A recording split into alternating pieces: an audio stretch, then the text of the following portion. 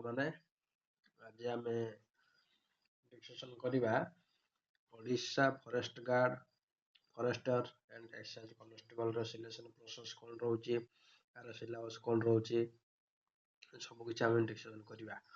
ତ ଷ୍ଟାର୍ଟ କରିବା। ମାନେ ଆପ୍ଲାଇ ଡେଟ୍ ଷ୍ଟାର୍ଟ ରହୁଛି 7/1/2026 ରୁ 7/2/2026। ତ ଏଣ୍ଡ ଡେଟ୍ ରହୁଛି। ତାପରେ ଆମେ mode of application online mode ରହିବ, ଆପ୍ଲାଏ ଗୁଡ଼ା ସବୁ ହବ। ତାପରେ ଆର forester, forest guard, excise constable ଏଗୁଡ଼ା ସବୁ ଗ୍ରୁପ ସି ପଦବୀ ରହୁଛି। ଆର ପେ ସ୍କେଲ୍ ରହୁଛି ଫରେଷ୍ଟର 25,000 ପ୍ଲସ୍ 81,000 ରହୁଛି। ତାପରେ forest guard, excise constable 19,000 plus 63,000 ରହୁଛି। ଆର ଭେକେନ୍ସି ରହୁଛି ଫରେଷ୍ଟର 47, ଫରେଷ୍ଟ ଗାର୍ଡର 896, 896 ଏବଂ ଏକ୍ସାଇଜ କନେଷ୍ଟବଲ ରହୁଛି 575। ୟୁଜ୍ ମାନେ ବଡ଼ ଭେକେନ୍ସି ଆସିଛି, ସାଙ୍ଗମାନେ ପ୍ରିପାରେସନ୍ ଟିକେ ହାର୍ଡ଼ କରନ୍ତୁ। ତାପରେ ଆମର ଦେଖିବା ଏଜ୍ ଆଣ୍ଡ ଏଜୁକେସନ୍ କ୍ୱାଲିଫିକେସନ୍ ଦେଖିବା। ଫରେଷ୍ଟର ପାଇଁ +2 ସାଇନ୍ସ ଆବଶ୍ୟକ, ଆଉ ଏଜ୍ ରହିଲା 18 ରୁ 32। ଆଉ ଆମର ଫରେଷ୍ଟ ଗାର୍ଡ ପାଇଁ ମାନେ ମାଟ୍ରିକ ପାସ୍ 10th ପାସ୍ ରହିବ। ତାର ରହିବ 18 ରୁ 32 ବର୍ଷ ଏଜ୍ ରହିଲା। ତ ଏକ୍ସାଇଜ କନେଷ୍ଟବଲ ପାଇଁ ଏଜ୍ ରହିବ 21 ରହିବ, 21 ରୁ 32 ରହିବ। ଆଉ ତାର କ୍ୱାଲିଫିକେସନ୍ +2 ପାସ୍, ମାନେ any stream arts, science, commerce ଚଳିବ। ତାପରେ ରହିଲା ତାପରେ ଏଜ୍ ରହିଲା, ଏଜ୍ ମାନେ SC, ST, SC, BC ଓମେନ୍ଙ୍କ ପାଇଁ 5 ବର୍ଷ। UR ଛାଡ଼ିଦେଲା ପରେ ସମସ୍ତଙ୍କୁ ଏଜ୍ ମିଳିବ 5 ବର୍ଷ। ତାପରେ ଆସିଲା ତାପରେ ଅଦର ଏଲିଜିବିଲିଟି କ୍ରାଇଟେରିଆ, ଏଗୁଡ଼ା ଆବଶ୍ୟକ ନାହିଁ। ତାପରେ ଆସିଲା ଏକ୍ଜାମିନେସନ୍ ଫି।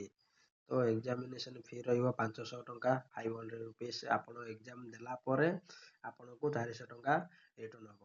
ତ କାହା ପାଇଁ free? SC, ST and PWD ଏମାନଙ୍କ ପାଇଁ ଫିଜ୍ ଲାଗିବ ନାହିଁ, ଆଉ ସମସ୍ତଙ୍କୁ ଲାଗିବ ଏକ୍ଜାମିନେସନ୍ ଫି। ତାପରେ ରହିଲା ହାଉ ଟୁ ଆପ୍ଲାଇ। ତାର OSSS ତା ସାଇଟ୍ରେ, ଅଫିସିଆଲ ସାଇଟ୍ରେ ଯାଇ ଆପ୍ଲାଏ କରିବ। ତାର ଫଟୋର ସାଇଜ୍ ଅଛି 20 ଟୁ ଆପଣଙ୍କର ଫଟୋର size 20 KB to 50 KB। Signature size ଅଛି, ଫଟୋର ସାଇଜ୍ ରହୁଛି 20 KB ଟୁ 100 KB। ଆପଣଙ୍କର ପାସପୋର୍ଟ ସାଇଜ୍ ଫଟୋ ଏଗୁଡ଼ାକ ଦେଖି ଆପ୍ଲାଏ କରିବେ, ମୋବାଇଲରେ ହେଇଯିବ। ତାପରେ ପ୍ଲେସ୍ ଅଫ୍ ଡେଟ୍ ଏକ୍ଜାମିନେସନ୍, ଏଇଟା ଅଫିସିଆଲ ସାଇଟ୍ରେ ଆପଣଙ୍କୁ ଜଣାଇ ଦିଆଯିବ। ତାପରେ ପ୍ଲାନ୍ ଅଫ୍ ଏକ୍ଜାମିନେସନ୍। ତ ଫାଷ୍ଟ ଆମର ଷ୍ଟେଜ୍ 1ର ରିଟର୍ନ ଟେଷ୍ଟ ରହିବ। ସେଥିରେ ଆପଣଙ୍କର ମ୍ୟାଥରେ ଆସିବ 20 ମାର୍କ, ଜେନେରାଲ ଷ୍ଟଡିଜ୍ ଆପଣଙ୍କର 25, ଇଂଲିଶ ରହିବ 20, ଓଡ଼ିଆ ରହିବ 15 ମାର୍କ ରହିବ। ତାପରେ କମ୍ପ୍ୟୁଟର 20 ମାର୍କ। ତ 100 ମାର୍କ 90 ମିନିଟ୍, ମାନେ 1 hour ହାଫ୍ ରହିବ ଟାଇମ୍। ଆର ନେଗେଟିଭ୍ ମାର୍କ ରହିବ 0.25, 1/4 ନେଗେଟିଭ୍ ମାର୍କ ରହିବ। ତାପରେ ଆମର ରହିଲା ମିନିମମ୍ କ୍ୱାଲିଫାଇଂ ମାର୍କ 35। ଏଗୁଡ଼ା କିଛି ନାହିଁ, ଆପଣ ଟାର୍ଗେଟ୍ 60% ରୁ 70% ମାନେ ରଖିକି ଟାର୍ଗେଟ୍ କରି ପଢ଼ିବାକୁ ପଡ଼ିବ। ତାପରେ ରହିଲା ଆପଣଙ୍କର for the post of excise constable ପାଇଁ ଆପଣଙ୍କର ଯଦି NCC B ଅଛି 1 ମାର୍କ, ଆଉ NCC C ଯଦି ଅଛି ଆପଣଙ୍କୁ 2 ମାର୍କ। ମାନେ ଏଗୁଡ଼ାକ ଫିଜିକାଲ ହବ, ରିଟର୍ନ ହବ। ରିଟର୍ନ ଫାଷ୍ଟ ହବ, ତାପରେ ଫିଜିକାଲ ହବ, ଲାଷ୍ଟକୁ ଯୋଉ ମେରିଟ୍ ଆସିବ ସେଥିରେ ଆପଣଙ୍କୁ ଏଡ୍ କରାହବ, ବୁଝିଲ।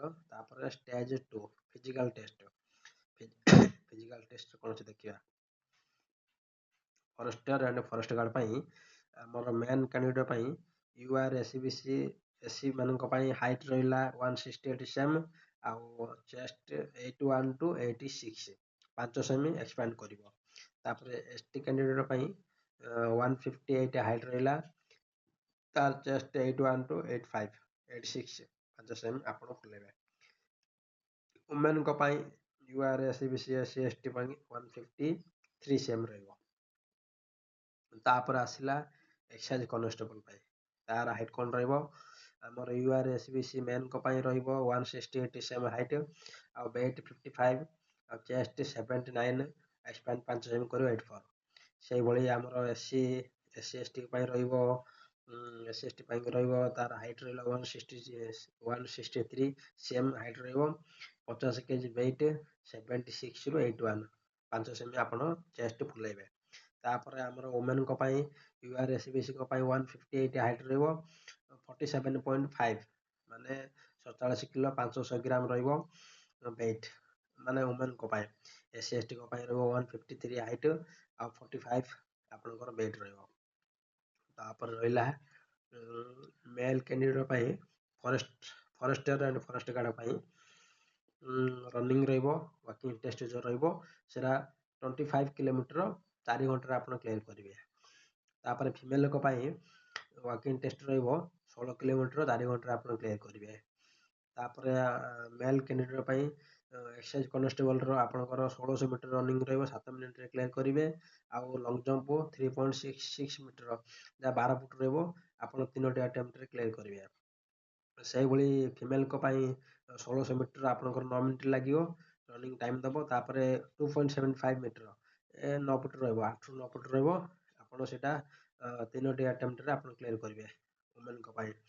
ତାପରେ ରହିଲା ଆପଣଙ୍କର ଫିଜିକାଲ ହେଲା ତାପରେ ମେଡ଼ିକାଲ ହେବ। ମେଡ଼ିକାଲ ପରେ ଆପଣଙ୍କର ପ୍ରୋଭିଜନାଲ ମାର୍କ ମେରିଟ୍ ଲିଷ୍ଟ ଆସିବ ଡକୁମେଣ୍ଟ ଭେରିଫିକେସନ୍ ହେଲା ପରେ ସେଇ ଅନୁସାରେ ଆପଣ ଜବ୍ କରିବେ। ଆଉ ତ ଟାର୍ଗେଟ୍ ରହିଲା ଆପଣ 70% ମାନେ 78 ମାର୍କ ଟାର୍ଗେଟ୍ କରି ଆପଣ ଏବେଠୁ ପଢ଼ନ୍ତୁ।